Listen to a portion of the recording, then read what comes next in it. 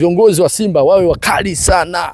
Wasikubali kupandwa vichwani, wasikubali kusumbuliwa. Yaani wasikubali kabisa kuona matukio ya hovyo yanaendelea. Mtu ananyimwa goli, wa viongozi wamekaa tu kimya. Wanakubali tu kirahisi, hawaongei chochote, they just quiet, hawa shut out. Yaani hawaongei yani. Mwisho siku wanapandwa kichwani kwamba okay, acha tuwaumize tu hawa. Watajua wenyewe. Lolote liwakute. Yaani they don't care. Viongozi wa Simba they need to wake up, wanapaswa kuamka upya, kujua thamani ya hawa mashabiki wanaopambana kwenda viwanjani. Wakionewa wao, wanaoumia ni mashabiki. Viongozi inawezekana wanalipa mishahara, wanalipana pale mishahara, wanafurahia maisha. Mashabiki huku ndo wanaoumia, wanatoa pesa zao mfukoni. Anatoa hadi pesa yake ya mwisho kwenda kuifuata timu. Lakini viongozi mnakaa tu kimya, hakuna kinachoendelea. Yaani hamsemi chochote. Mnanyongwa hadharani, goli limekataliwa. Leo Yanga anaenda kuchukua ubingwa kwenye mgongo wa Simba. Imagine, leo Yanga Afrika anaenda kuchukua ubingwa kwenye mgongo wa Simba. Kasim Mpanga, Nasoro Mwenchui.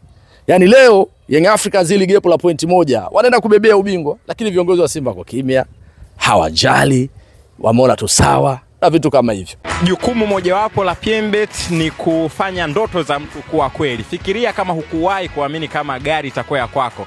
Leo unakuwa mmiliki wa gari, na ndiyo inavyokuwa kwa dada Rukia kutoka hapa Kigamboni. Ni ndoto sasa ni kweli. Dada Rukia, mambo vipi? Poa, vipi? Unajisikiaje safari hii inakuwa ni ya kwako, lakini inakuwa kubwa zaidi kutoka Royal Win Plus unaambiwa unaletewa gari yako? Nijisikia amani na furaha. Na pia nawashukuru kwa kufika. Wewe unajishughulisha na nini kwanza, nataka kujua hiyo? Mimi mama nyumbani. Nini kilikusukuma ukasema ngoja nianze kucheza na PMbet Casino ya mtandao? Nilikuwa naona cashback nini, mara zawadi, mara free spin, kwa nikaona huku ndo panafaa. Kiasi gani cha pesa umewahi kushinda kabla ya ushindi huu mkubwa wa gari? Nishindaga 200,000, 100,000. Michezo gani sasa ambayo umekuwa ukicheza zaidi kwenye casino mtandao ya PMbet? Na Majestic Inn, Fruit Yard na ile sijui nini, yani mingi sijui, yani mingi. Casino napendelea sana casino, sio mechi. Baada sasa ya ushindi huu mkubwa, unawaambiaje wa Tanzania? Wewe bana, leo tunakukabidhi gari yako. Waendelee kucheza kwa sababu ni kama ni bahati, leo mimi kesho wao. Mimi mwenyewe sijaamini, lakini tu imetokea leo, ndo kama hivi. Nashukuru. Ushindi huu unaweza ukawa ni wa kwako pia kupitia tovuti ya pmbet.co.tz. Michezo ya kasino ya mtandao kwa dau la shilingi 500 tu. Kuanzia hapo wewe huenda ukawa mshindi ajaye. Bana, dakika 90 za mchezo kati ya Simba na Singida Black Stars zimetamatika katika dimba la Meja Jenerali Isamuhyo, na tumeshuhudia mchezo mzuri sana kwa Simba Sports Club leo hii wakiibuka na ushindi mzuri sana, goli 2, mabao yakifungwa na Elie Mpanzu Kibisawala ambaye amefunga goli 1, lakini bao la pili likifungwa na Anicet Ora, pasi likitoka kwa Elie Mpanzu Kibisawala. Simba waliumiliki mchezo of course na wakautawala kabisa. Fahamu kwamba Simba akicheza na Singida Black Stars kunakuwa na msukumo na mambo mengi sana nje ya uwanja, lakini leo wamewatia adabu Simba, wamewatia adabu Singida Black Stars na wale waliowatuma kwamba kawaambieni sasa, mnyama hajaribiwi na wala mnyama haingiliki wala mnyama habipiwi, yeye anapiga. Ndicho ambacho kimetokea. Of course ilikuwa ni mechi tamu sana katikati ya eneo la kiungo. Leo Yusuf Kagoma amezima na Neo Gift Maema, lakini mawinga leo wamesimama Ali Basege na Anicet Ura ambao walikuwa wanapanda na kushuka, walikuwa wanafanya interchange of position, lakini kuna wakati pia walikuwa wanaona ile tactical switch, wanaingia katikati wanakuwa kama namba 10, lakini kuna muda unamuona Anicet Ura anatembea pembeni, kuna muda anaingia katikati, kuna muda anapishana na Chama. Yote kwa yote ni kumharibu na kumpumbaza mpinzani wake, na wamefanikiwa leo.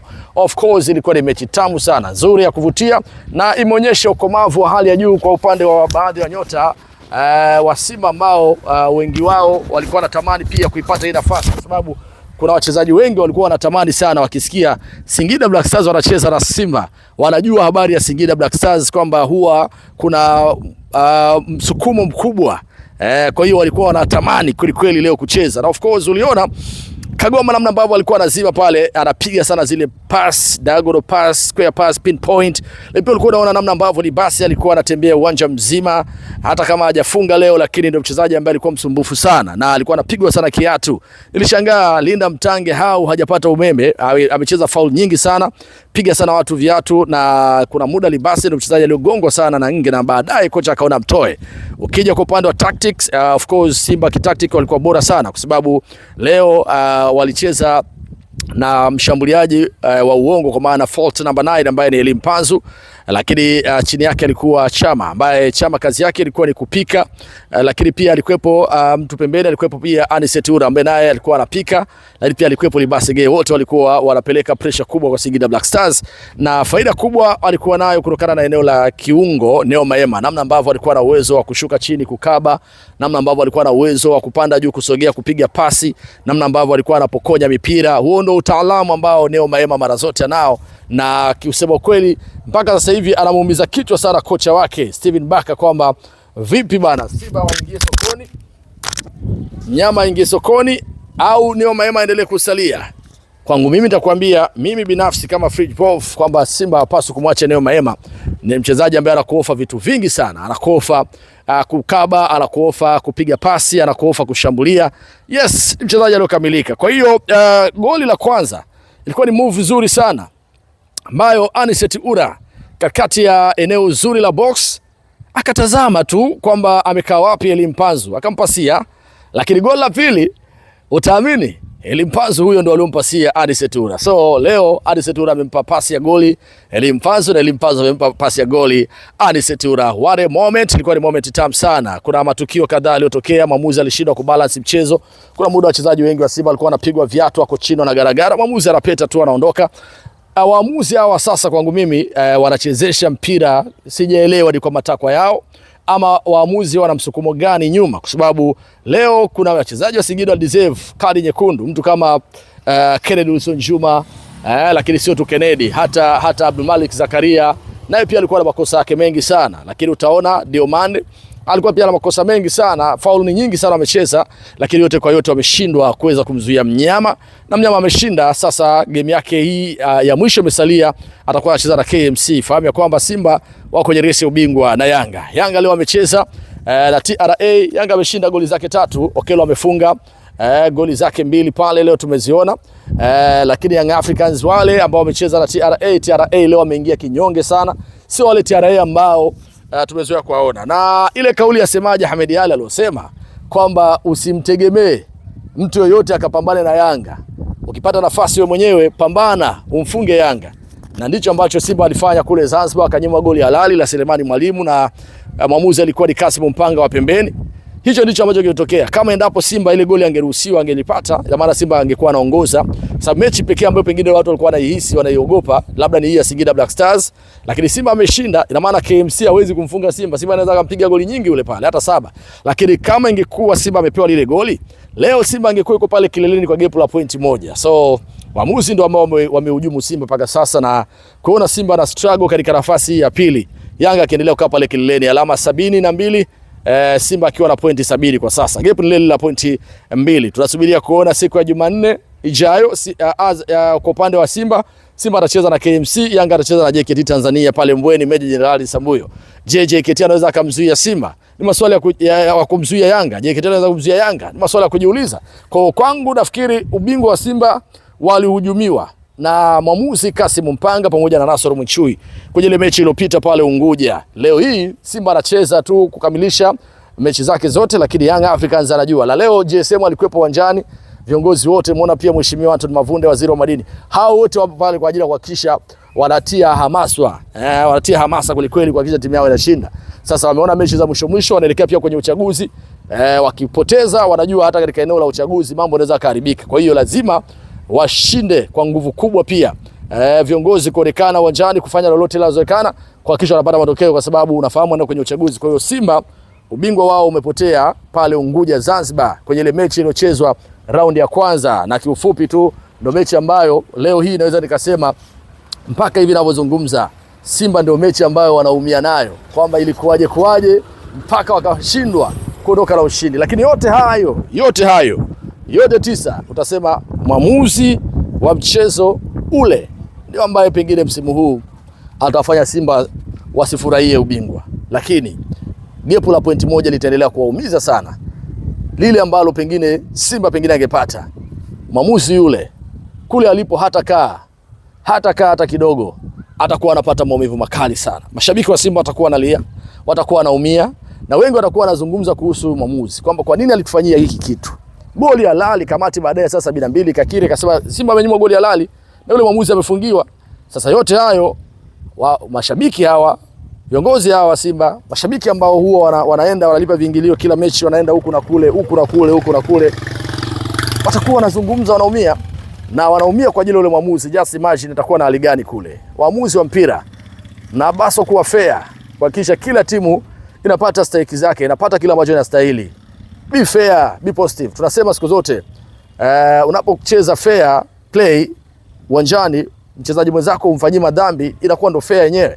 Yaani mwamuzi usipomfanyia fair au usipoifanyia fair timu ambayo inacheza na timu pinzani, mwamuzi wote utakuwa una tatizo. Kwa hiyo kwangu mimi nafikiri Simba safari yao inaisha, lakini hawatakuwa na la cha kujilaumu kwa sababu msimu wao hawajapoteza chochote. Wameshinda dhidi ya Yanga, wamedhulumiwa goli lao. So point yangu ni nini? Ni kwamba msimu ujao wajipange, hakikisha wanatengeneza timu imara, timu bora ambayo na pia viongozi wa Simba wawe wakali sana. Wasikubali kupandwa vichwani, wasikubali kusumbuliwa. Yaani wasikubali kabisa kuona matukio ya hovyo yanaendelea. Mtu ananyimwa goli, wa viongozi wamekaa tu kimya. Wanakubali tu kirahisi, hawaongei chochote, they just quiet, hawa shut out. Yaani hawaongei yani. Kisha siku wanapandwa kichwani kwamba okay, acha tuwaumize tu hawa. Watajua wenyewe. Lolote liwakute. Yaani they don't care. Viongozi wa Simba they need to wake up, wanapaswa kuamka upya, kujua thamani ya hawa mashabiki wanaopambana kwenda viwanjani. Wakionewa wao, wanaoumia ni mashabiki. Viongozi inawezekana wanalipwa mishahara, wanalipana pale mishahara, wanafurahia maisha. Mashabiki huku ndo wanaoumia, wanatoa pesa zao mfukoni. Anatoa hadi pesa yake ya mwisho kwenda kuifuata timu. Lakini viongozi mnakaa tu kimya, hakuna kinachoendelea. Yaani hamsemi chochote. Mnanyongwa hadharani, goli limekataliwa. Leo Yanga anaenda kuchukua ubingwa kwenye mgongo wa Simba. Imagine, leo Yanga Afrika anaenda kuchukua ubingwa kwenye mgongo wa Simba. Kasimu Mpanga, Nasoro Mwinshui. Yaani leo Young Africans zili gepo la pointi moja, wanaenda kubebea ubingwa, lakini viongozi wa Simba kwa kimya, hawajali, wameona tu sawa na vitu kama hivyo. Endelea kusubscribe, gusa alama kengele. Kuna taarifa ya Libase Gate nitakuja nayo hapa. Kuna watu wanazungumza kwamba Libase bana anaondoka, sio, nitakuja kuiweka bayana hapa. Kaa hapo usiondoke. Sisi kwetu ushindi hauwezi kufika ukomo mpaka pale tutakapokufikia na wewe, kwa sababu leo imekuwa siku kubwa tena. Dar es Salaam mpaka Arusha hapa kwa ajili ya kumkabidhi mshindi wetu bana Steven Mbaule ambaye tupo naye hapa.